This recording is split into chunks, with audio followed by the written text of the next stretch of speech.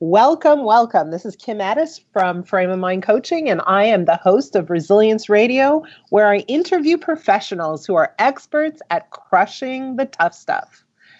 Today, I have an amazing guest, someone who I've been kind of keeping my eye on lately, and her name is Michelle Mras. Michelle, welcome. Thank you for having me. So, Michelle, you're a coach, you're a speaker, you do all kinds of things, you're an author.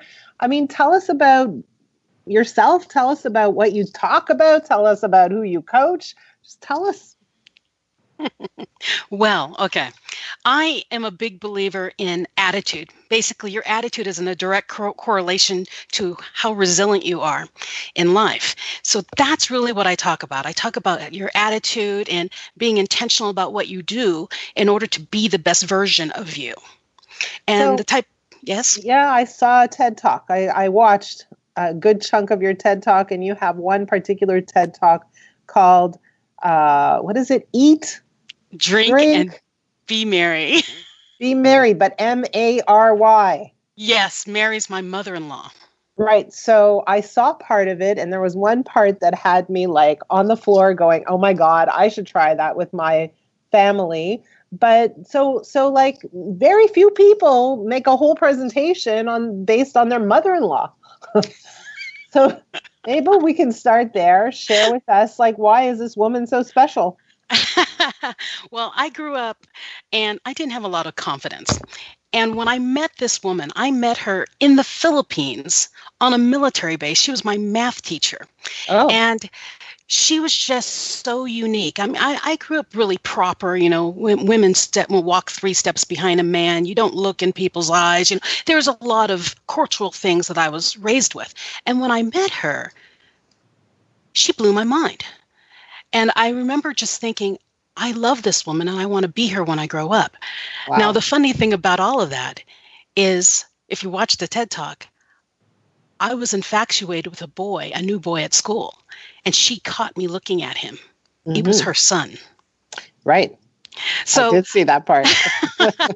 And what was even cooler about that is she began testing me. So she didn't get mean. She didn't get nasty because I liked her son. She tested my brain. So she ended up asking me all the hard math questions, and I just kept answering. So she would test me and ask me questions about my future. It was almost like she was molding me for him. So what did you like about her when you said I fell in love with her? Like what? I mean, you wanted to be her. How many people want to be their mother-in-law? She wasn't my mother-in-law at the time. But no, she was so direct. I mean, there was never a question in your mind what was going through her head, because she would just tell you.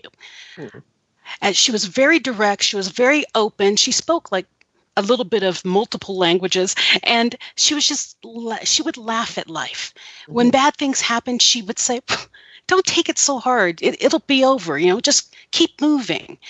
And back in the time, I used to think she was just really cool at how she looked at life.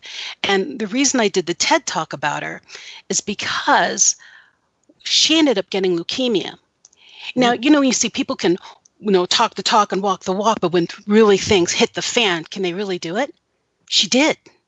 Everything she had been showing me for the past 10 years, from when I was 15 till I was 24 when I married her son, she was still doing it when she got leukemia. And I realized that woman was ready to die because she never stopped living. And then I looked back at my life, and at that point, I had just had a car accident where I obtained a traumatic brain injury. So I was unable to speak for 9 months. And in those 9 months of being stuck in my head, no one could understand me. I couldn't even write. My brain wouldn't let me write coherently for anyone else to understand. I realized in my head, I hadn't lived. I wasn't ready to die. I wasn't ready to go away. I didn't live the way I thought I was. I thought I was emulating Mary. And that's why I did the talk, because I realized how many of us out there aren't living the lives we want to live.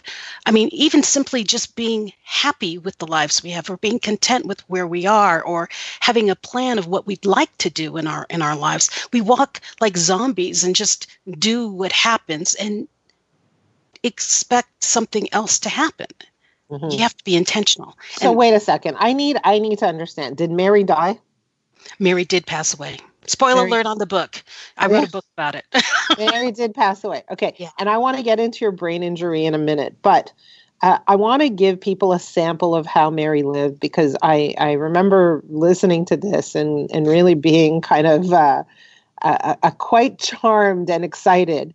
So one of the things that happened was you went for lunch or dinner or somewhere with her to a restaurant and everybody ordered their meals. And what she did was she made you switch your plates. We all had to switch plates one way, one left. I'll So try you it. ate for like 3 minutes and then you tried and then you switched. Yes. I It was love that. it was like, the Mad Hatter is how I explained it in the TEDx. It was, switch plates, everybody move over. It was insane. It was hilarious. And it was wonderful. I'm going to do that with my family. Uh, especially, I don't know if your family's a food family, but mine is. So we're We going to, are. yeah. I'm Filipino. We're big time Yeah, food people. food people, right? Okay, so go back. So you had a brain injury. What happened? How did that happen? In May 2014, I was picking up my children from school, and a little girl was skipping class, ran the stop sign, and hit me Ran the stop sign like physically or in a car? in her car. So she was driving, ran the stop sign and hit you, and you were driving your car. Yeah, so she T-boned me. Oh my goodness. Okay, and then? I didn't realize anything happened. I actually thought I drove off to the side of the road. I jumped out of my car to go check on her, and then I collapsed. What happened was I was T-boned. The whole front of my car fell off. I imagined that I moved to the left of the road. I Uh-huh. did knock out for a couple of minutes from what they said because my airbag went off, and I didn't even know it did. When I went out to the back of the car to check on her, I collapsed and hit my head again.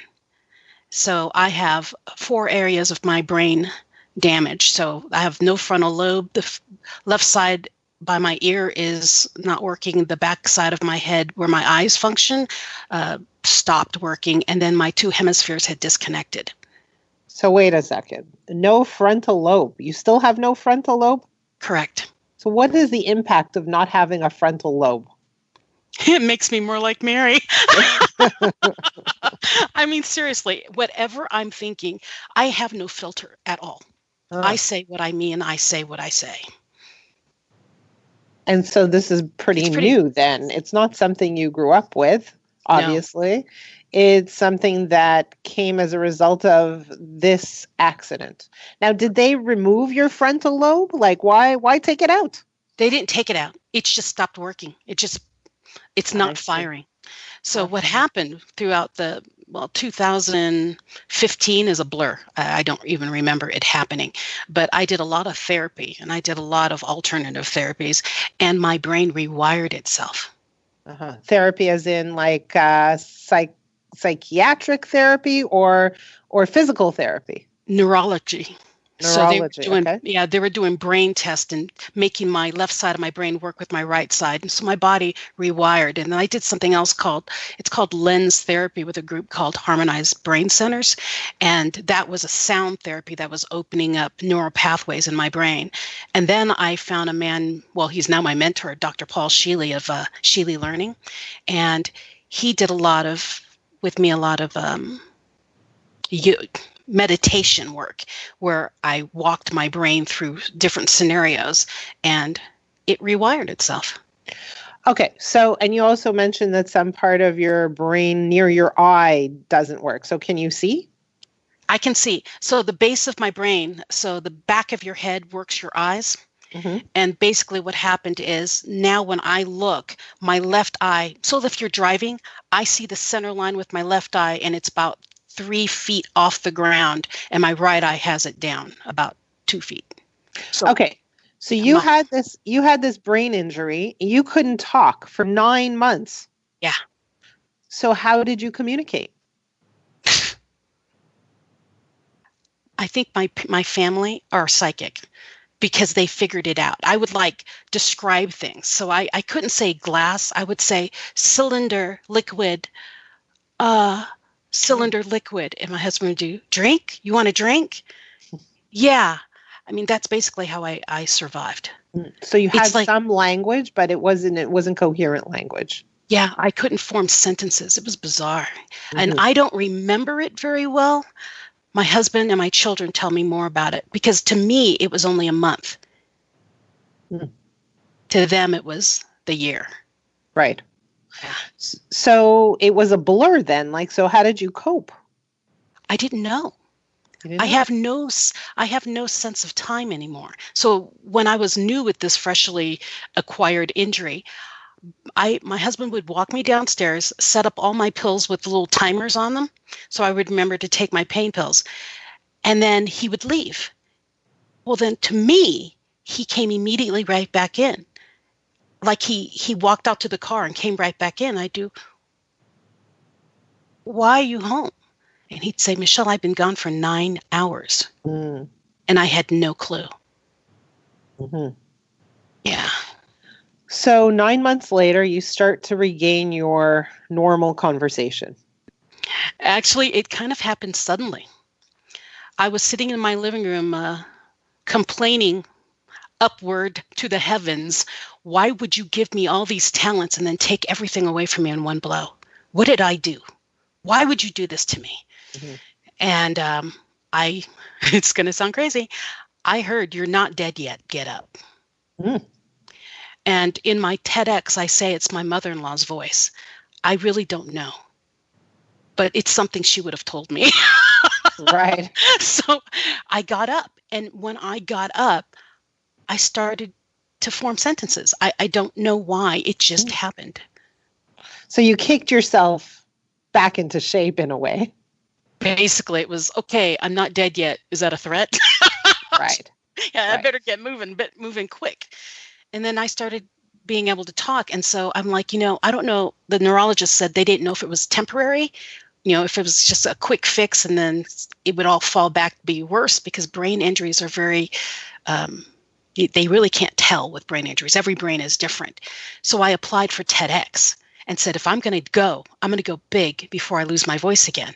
So I applied for TEDx praying that I would still have my voice before October when the TEDx would actually happen.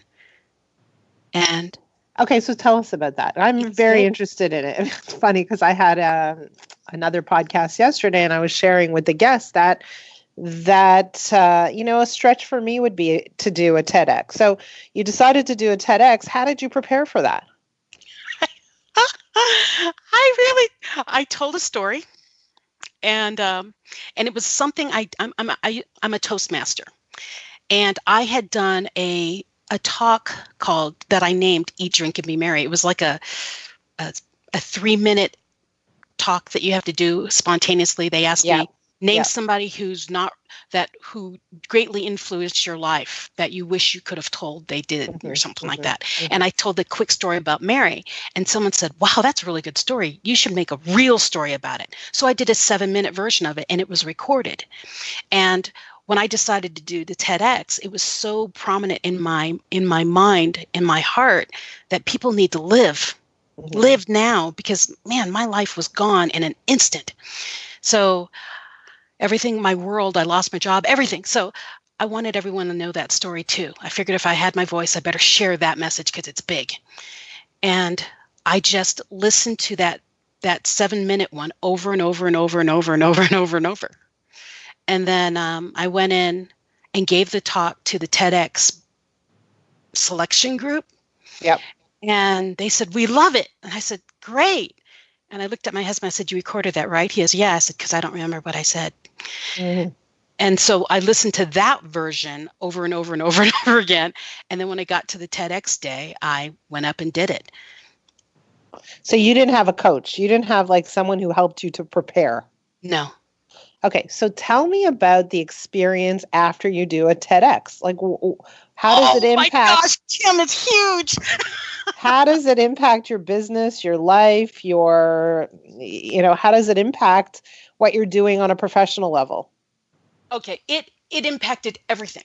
When I did my TEDx, I was no longer working the job I was working. I used to be in politics. I ran campaigns. Oh. So I wasn't even in anything. I was unemployed, had no direction, no memory of my old job, so I had nothing. When I came off that TEDx stage, the director came up to me and she said, so where's your book? I said, what book? She says, you better get one. So in the next 2 months, I wrote Eat, Drink, and Be Merry, A Glimpse into a Life Well Lived. Mm-hmm. So once you do that, now I thought, my talk went over. I was told that I had 15 to 18 minutes. And later I found out, no, you're not supposed to do that. But anyways, my TEDx blew up. And it was weird because the people that were watching me were more from overseas than in America. So it blew up online. It blew up from a social media perspective. Yeah. And then I started getting messages on the back end on Facebook saying, I loved your TEDx. Is there more? Can you give us more? And I'm like, okay, I have a brain injury, but I'll do my best. So I started doing these little mini talks on Facebook Live. And putting them up on a YouTube page so people can go watch, little lessons about, Mary and, have a plan, eat dessert first, avoid ruts, the little things like I said in my TEDx. Mm-hmm. So I was doing many talks about that. And then people are like, we need more. And so what this TEDx did is not only did it explode everything in a good way, but it gave me a full direction. I was not a speaker. I became an inspirational speaker because of that TEDx. Got it. And then because of the TEDx, I became an author and realized I write better than I can talk probably.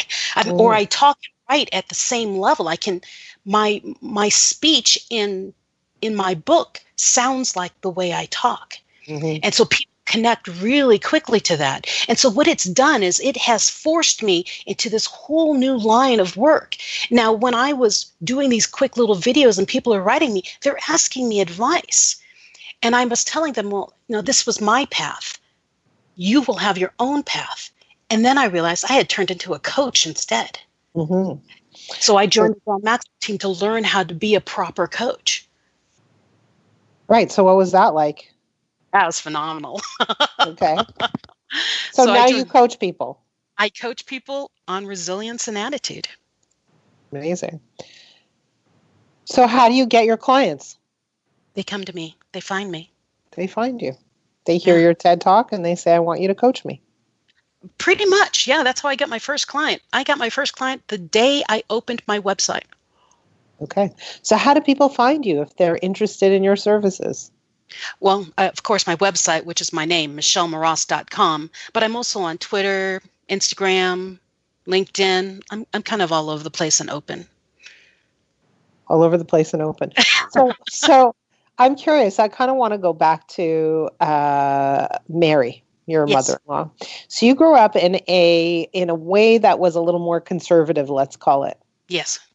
How did you reconcile your two worlds? How did your family respond to Mary suddenly being in your life? They were fine with it because I've always been a little off anyways. Off? Well, I was always louder. I was always kind of out there. And that's not a proper way to be.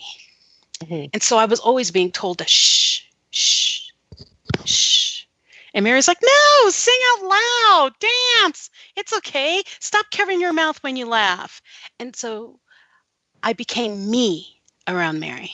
Mm-hmm. She let me be me. And then my family were like, go ahead, be you. We can't hold you back. They sucked it up. Yeah. Okay. So if you look at your life now, I mean, you're on stage, have an incredible presence. I saw you. You are doing what it sounds like is your calling. What is your greatest challenge now? My greatest challenge now is I never expected to get so big. Mm. And see, that's something that I think people need to pay attention to when you're growing a business. Think bigger than you want to think. I thought, okay, I'll get really popular and people in Colorado will really like me. No, you're not an expert in your town. Right. you always go outside of that. Well, I'm very popular outside of Colorado, and my following is bigger and bigger and bigger. I never prepared for that. So my biggest challenge right now is I'm building I just revamped my website so that people have something to do on my website. Before it was just this landing page with my face and pictures and me smiling, and my past events. So now I have, click on this and you get this free gift. And I'm downloading more of, I'm creating right now my audiobooks for both of my books right now, and creating a third book. So they'll be able to download directly from my website, just things to interact more with on my website. That's my biggest challenge. Okay. I wasn't prepared for the call. Oh, I see. So is that something you feel like you need to do on your own, or is that something that someone out there is helping you with? I already found someone it's called Succeeding Small, and she's building and fixing my website for me, because the original one I built. And then I asked someone else to build the big platform, and they said, what do you want? I said, I honestly don't know. I mean, my degree's in marketing, but it's paper marketing, not digital marketing. I don't know what this is.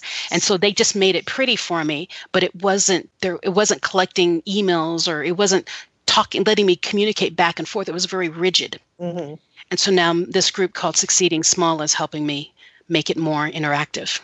So, you're bringing up an interesting problem that a lot of entrepreneurs face, which is they're really good at what they do, but they're not necessarily good at all of the bits and pieces of operating a business. Exactly. And a lot of entrepreneurs get hung up with that. They say, well, how am I going to even, do my books? How am I going to do digital marketing? How am I going to, and really what we want to help them see is that they don't have to do it all themselves. Yes. Right? And sometimes envisioning that is a little bit scary, because then new entrepreneurs say, yeah, but how am I going to afford it all? Right? And so what we see is a lot of people have, they're gun shy because they envision that starting a business requires a whole bunch of expertise that they don't have, but also requires a whole bunch of money to acquire the expertise that they don't have. And that's not necessarily the case. No. And the thing is one of the things I like to preach about, basically, is you surround yourself with good people.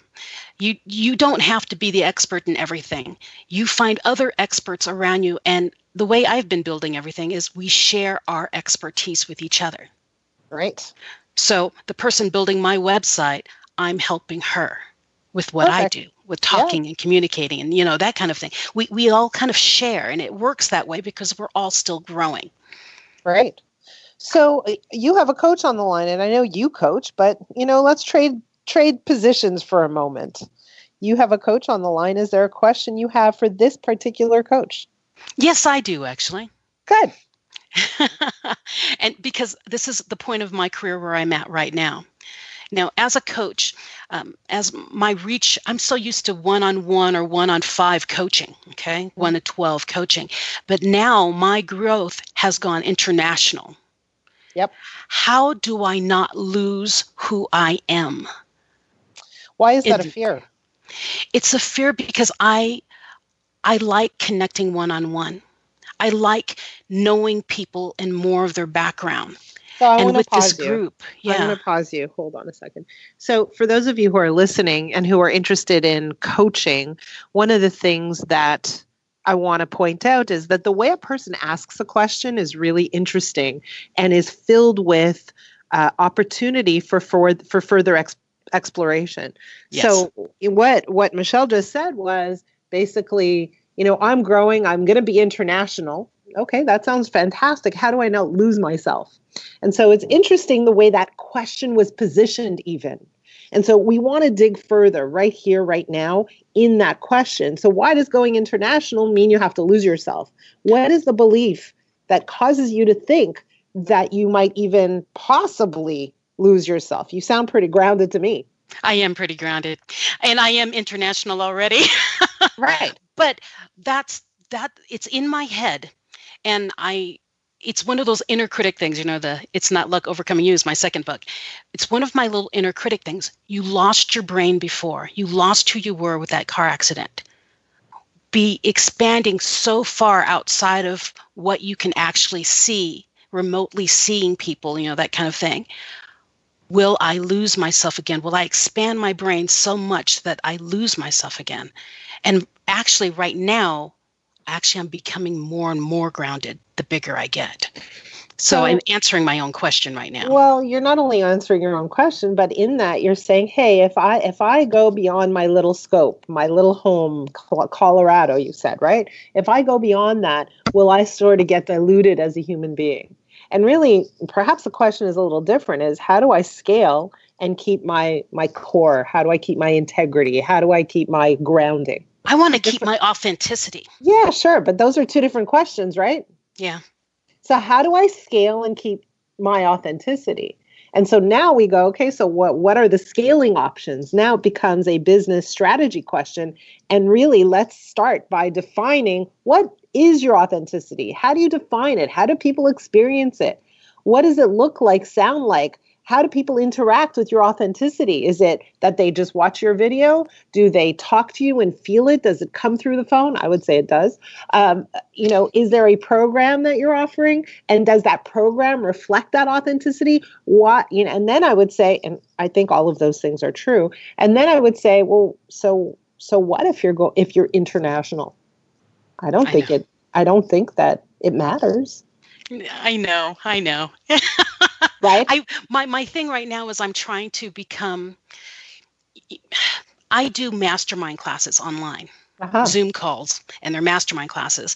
I'm in the process of building a recorded version of it so that I don't have to be present, because I've run out of time. I don't have enough time to do this. So I made this digital version, and I'm looking at it doing, does that convey me? Well, so again, you're asking about scaling. What are ways that coaches can scale? So I run a coaching company, and my company is scaled. How do we scale? So I have a team of coaches that I've trained and certified in the Frame of Mind coaching method. And anytime I give a client to one of my coaches, I am 100,000% confident that they will have an outstanding experience, because I've trained them and coached them and certified them myself. So I know what kind of caliber and quality they're delivering and how it reflects the brand, right? So how do you scale, right? That's really your question. So that's my next step I've been avoiding. Right? But that's one way to scale. Another way to scale is by creating, automated coaching programs, video-based coaching programs, et cetera. That's another picture. But your question really is, how do I scale? And, that's something we could definitely talk about a whole lot more. But I don't think the question is, how do I, what if I lose myself? I think the question is, how do I scale and maintain the integrity of me and my brand? Those are two entirely different questions. Okay, and sometimes you got my right question. That's it. Yeah, I want to say something so that the audience can hear, is that very often we believe our problem is X, and we try to solve that problem. We grapple with it, and we spend a lot of time and energy and worry and concern about that problem when the problem is really Y. Right? And if we can reposition, reframe, reclaim the problem, restate the problem, now it's a lot easier to answer that. It's a lot easier to find the solution. And that's why it's so important that even coaches have coaches, because we can't see the big picture on everything. That's right. And so sometimes working with someone else, whether it's a friend, a colleague, a coach, a mentor, whoever, can help you see what the true, real problem is and help you drill down to that core issue. Cami, you're making me laugh, because the last person I talked to, I said the same kind of question, and they said, so you need to get other coaches under you. Well, and I went, no. Right? Yeah. Right? That may not be the answer. That's how I do it. But really your question is, how do I scale in a way that lights me up, that leverages my strengths, and that offloads some of what I don't want to do to others? And how do I create a business where I continue to grow? Yeah. Right? So that's a different question. Because the question you came in with is, how do I not lose myself? And in my mind, I think you've pretty much found yourself. Yeah, you're pretty clear on who that person is. Why would losing yourself be the issue? It's not. Expand. Right? Expansion. Right. Which is Michelle, my word for 2019. Yeah, Michelle, I want to say thank you. Thank you for spending this time with us, for sharing your story. Where do people go to find your TEDx? It's on the front of my website, www.michellemras.com. Spell Mras. MRAS. It's kind of my Okay. tagline, magnifying your resilient attitude for success, MRAS. Well, obviously, you've experienced a lot of adversity and you've overcome a lot of it. Uh, and it's an amazing story you shared. So I want to say thank you. Thank you for spending this time with us and sharing your Thank you for journey. having me. And for those of you who are listening and are interested in learning more about frame of mind coaching, I invite you to experience it. Come and sign up, take some time with us and learn what it's about. Maybe even experience a complimentary coaching call, but go to frameofmindcoaching.com and learn a little more. Thanks, Michelle. Until we meet again. Okay.